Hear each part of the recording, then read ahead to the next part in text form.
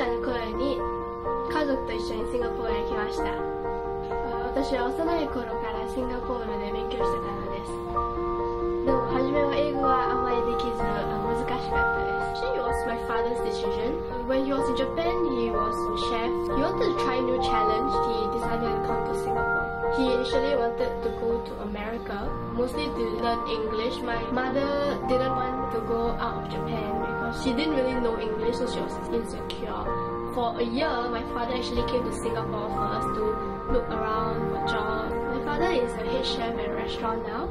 As years goes by, they are like typical Singaporean parents. I have two siblings. My brother is a year younger than me, and I have a sister who is 5 years old this year. Typically, like just grew up like a Singaporean here.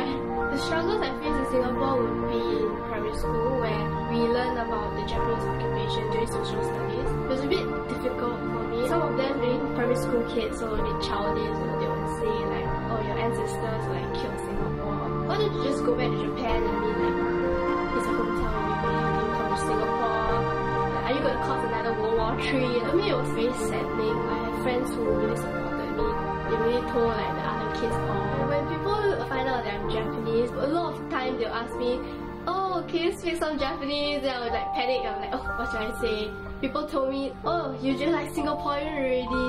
Like how I speak Singlish. I still have to stay rooted to my culture. I'm glad that I learned, because it will be a bit shameful if I'm a Japanese and I can't speak Japanese. The last time I went to Japan to visit my grandparents, I felt Japan was like a foreign country.